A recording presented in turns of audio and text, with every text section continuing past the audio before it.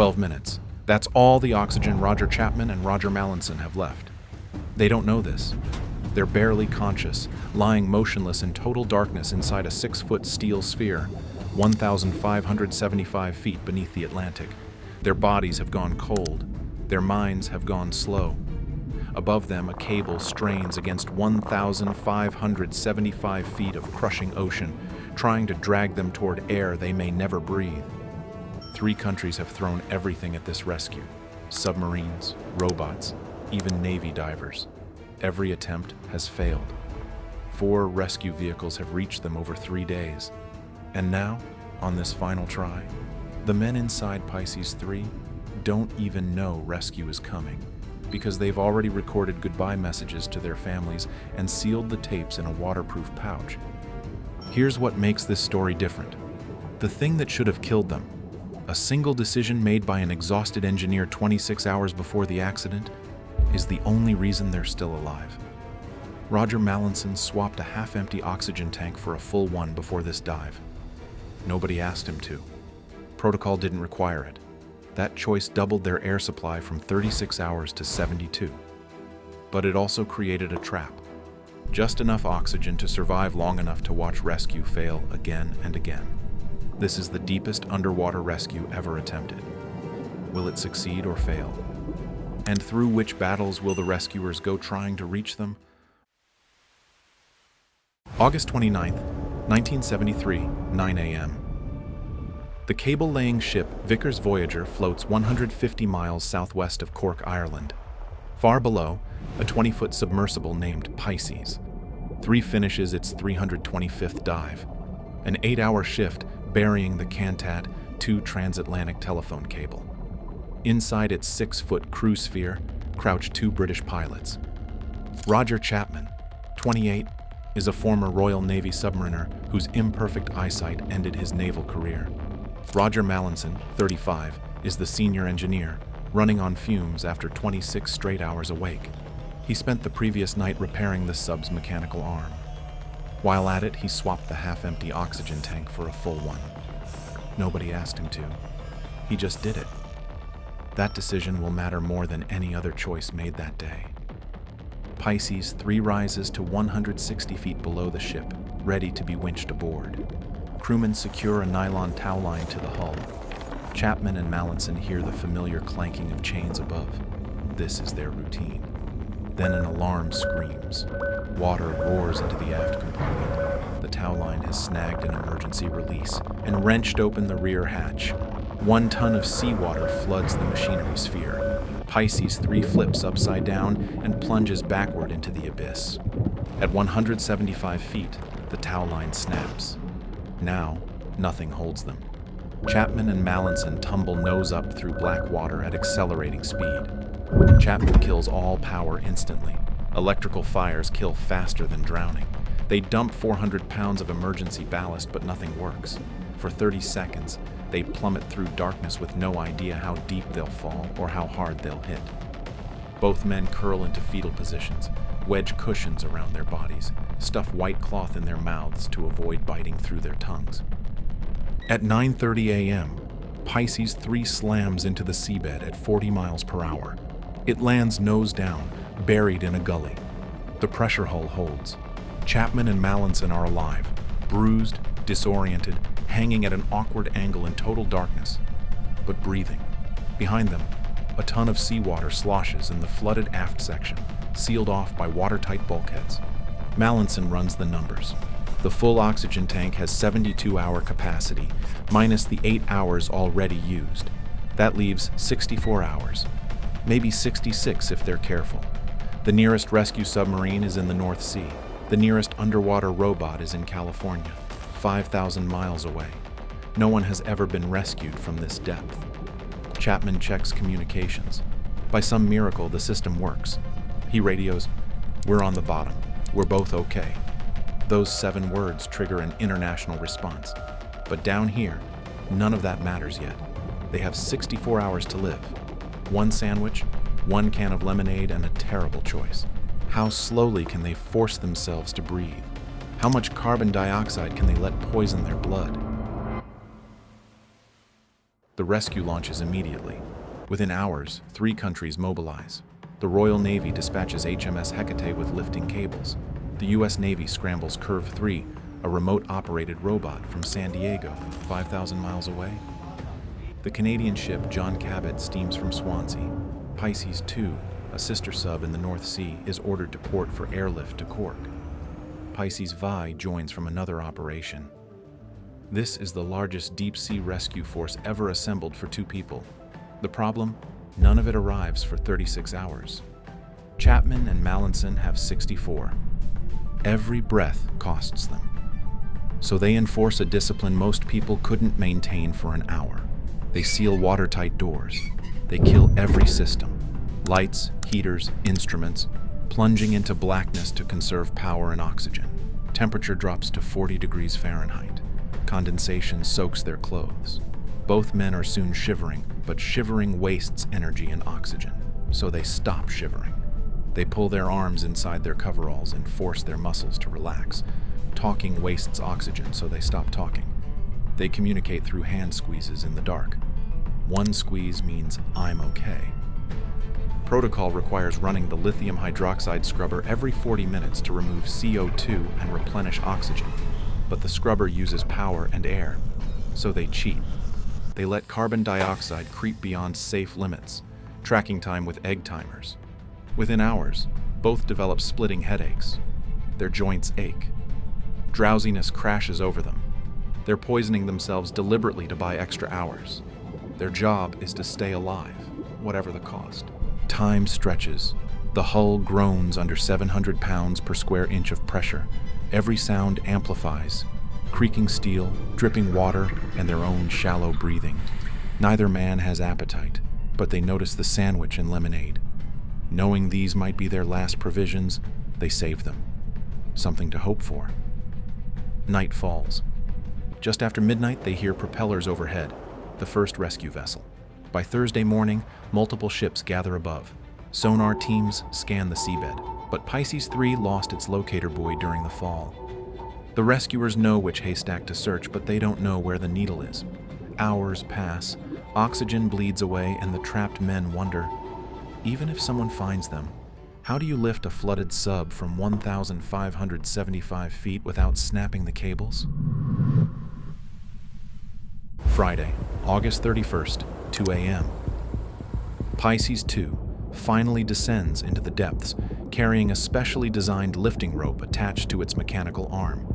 By 5 a.m., the rescue sub's pilot spots Pisces III on the seabed, a white coffin half buried in dark mud. Relief surges through the control room above. They found it. But finding it and saving it are 2 very different challenges. The pilot extends Pisces II's manipulator arm and attempts to attach the tow line to the stranded sub. In zero visibility, with mud swirling everywhere, it's like threading a needle while wearing boxing gloves. The line slips, and the connection fails. The line got away. The pilot radios to the surface, his voice flat with exhaustion. Pisces II has no choice but to surface for repairs and a fresh attempt. Some hours are lost, air is consumed, and nothing to show for it. The rescue team pivots to Pisces V. By mid-morning Friday, it dives toward the coordinates. But deep-sea operations compound every problem. The first rescue attempt churned up sediment from the seabed, and now visibility has dropped to absolute zero. Pisces V's pilot peers through his porthole into featureless black silt. He can't find the target. He searches for hours, battery power draining with every minute. Finally, with reserves critical, Pisces V surfaces empty-handed. Another failure. Inside Pisces III, Chapman and Mallinson have no way of knowing what's happening above. They only know that no one has come. They exchange glances in the darkness, each man wondering, how many more attempts do we have? How many more hours of air? Early afternoon. Pisces V dives again with fresh batteries and renewed determination. This time, the rescue team gets creative. Chapman's voice might register on sonar equipment, specifically the higher frequencies. They radio down and ask him to sing. So Roger Chapman, 28 years old, sealed in a freezing metal coffin at the bottom of the Atlantic with less than 24 hours of oxygen remaining, opens his mouth and sings. whatever song he can remember, whatever notes his weakened lungs can produce. And it works. At 12:44 p.m., Pisces V's sonar finally locks onto the acoustic signature and locates the stranded sub. Through his tiny viewport, Mallinson spots a faint glow approaching through the murk, the first artificial light besides their own dying flashlight that either man has seen in 3 days. His heart hammers against his ribs. Pisces V hovers into position and extends its mechanical arm toward Pisces III. On the surface, the control room goes silent as operators monitor the attempt. A new lift cable dangles from the arm. The pilot guides it toward the attachment point on the stranded sub's hull. Chapman and Mallinson brace themselves, expecting the jolt of being pulled upward at any moment. Seconds pass, a minute, 2 minutes. Then the radio crackles with devastating news. The hook didn't seat properly. The attachment has failed. Pisces III is still stuck on the bottom. In the Voyager's control room, an engineer slams his fist against a console. Below, Pisces V refuses to abandon the men. The rescue sub hovers beside Pisces III like a guardian angel, its lights visible through the porthole. With communications increasingly unreliable, Chapman taps a rhythmic message on the hull, a signal of thanks that Pisces V's crew can feel through the water. At least they're not alone anymore. At least someone is here. But being here and getting out are not the same thing. Evening falls on the surface. Below, oxygen drops into critical territory. Around 9 p.m., Pisces II makes another dive and immediately develops a serious leak that forces an emergency abort. The sub barely makes it back to the surface. To compound the disaster, Curva 3, the American robot that traveled 5,000 miles from California to reach this spot, suffers a catastrophic electrical failure during final checks and cannot launch at all. 4 rescue vehicles on scene, every single one of them disabled. The ocean seems to be systematically destroying every attempt at salvation. Is this depth simply impossible? Is some malevolent force rejecting every rescue? Or is there one last gambit that might still work? Just after midnight, Pisces V receives orders to surface and recharge its batteries. The rescue team has no choice. They need to regroup, repair what they can, and devise a new plan. As the lights of Pisces V rise and fade into the darkness above, the cabin of Pisces III goes completely black once more. For Chapman and Mallinson, this is the lowest point of the entire ordeal. 3 days without real sleep, 3 days without warmth, 3 days watching hope arrive and fail, again and again. Their official 72-hour oxygen supply is now exhausted. They're surviving on whatever trace amounts remain in the lithium hydroxide canisters. The air is thick, foul, and difficult to breathe. Mallinson finally breaks their pact of silence. "I don't think we're going to make it," he whispers, his voice cracking in the darkness. Chapman doesn't respond for a long moment. He reaches into an equipment box and retrieves the sub's logbook and internal camera. If this is the end, there's one final task to complete. In the early hours of Saturday, September 1st, Roger Chapman props up the battery-powered video camera and presses record. His face is gaunt in the dim glow, hollowed by dehydration and carbon dioxide poisoning. His eyes are glassy, struggling to focus. He speaks slowly, fighting the mental fog that clouds every thought. He tells his wife he loves her. He asks her to kiss their children for him. He apologizes, with a voice that keeps breaking, that he won't be coming home. When Chapman finishes, Mallinson takes his turn in front of the camera. He musters a brave smile, determined not to leave his family with an image of despair. He makes a gentle joke about that uneaten sandwich they've been saving for 3 days. He assures his family that he wasn't in pain at the end, whether or not that's true. These are 2 men recording their own obituaries on the floor of the Atlantic Ocean, sealing the videotape and logbook in a waterproof pouch so that someone someday might recover their final words. By 3 a.m., carbon dioxide has saturated the cabin so completely that both men drift in and out of consciousness. Staying awake requires immense effort. Their thoughts move like syrup. Mallinson's last clear memory is staring at the oxygen gauge, watching the needle hover near 0, and thinking, This is it. But 800 feet above them, in the control room of Vickers Voyager, engineers have worked through the night on one final desperate gamble. They've fabricated a custom toggle hook, a crude device that can theoretically latch into the open aft hatch of Pisces III and lock in place even without a precise attachment point. It's improvised from whatever materials they had on hand. It has never been tested. It's their last chance. At 4 a.m., Pisces II submerges one more time, the makeshift toggle dangling from a new, ultra-strong polypropylene line. Everything the rescuers have learned over 3 days of failure goes into this descent. The pilot knows exactly where to find Pisces III now. He knows the currents, the visibility conditions, and the precise angle of approach.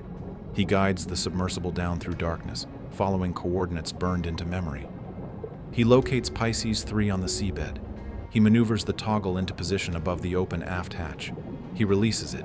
The hook drops through the water and strikes metal.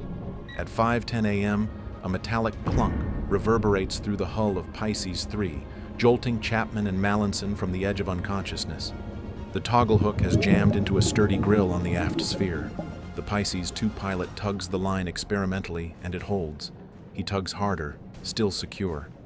In the control room far above, tension gauges confirm pressure on the cable. A cheer erupts, the first moment of real hope in 3 days. Over the underwater telephone, a voice crackles through to the men below. "We've got you." Mallinson blinks, uncertain if he's dreaming. He reaches over and claps a weak hand on Chapman's shoulder. After 76 hours of darkness and failure and suffocation, they are laughing. With trembling hands, they tear open the cheese sandwich they've been saving since Wednesday and split it down the middle. They wash it down with warm lemonade from the can, but the ocean isn't finished with them. They're attached to a cable, but 1,575 feet of water still separates them from the surface, and the lift will become the most violent part of the entire ordeal. Hope floods back into Pisces III with that single metallic clunk. Even as the remaining oxygen bleeds away, Chapman and Mallinson know something has finally gone right.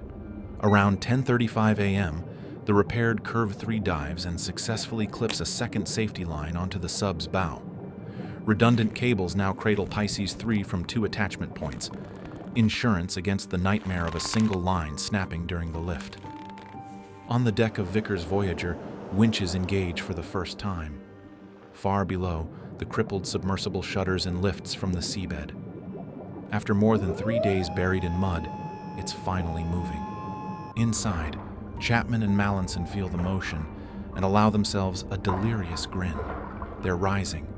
The ascent takes more than 2 hours and nearly destroys everything the rescuers have achieved. As Pisces III is dragged upward through the water column, it swings like a pendulum in the deep ocean currents. The motion is violent, unpredictable, nauseating. At one point, the sub jolts so suddenly that Mallinson slams hard against the interior hull. At 350 feet below the surface, the winches halt. Curve 3's cable has snagged on something and needs to be untangled before it snaps. For agonizing minutes, the 2 men hang there in mid-water, swaying sickeningly, wondering if this is where the rescue finally fails. The cable works free. The winches restart.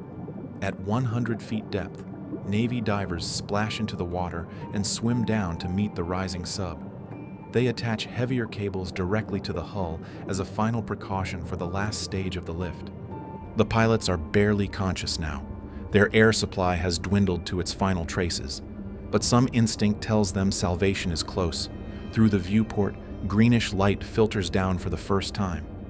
Natural light, the color of shallow water, the color of the living world. Both men later said the final lift was the worst part of the entire ordeal.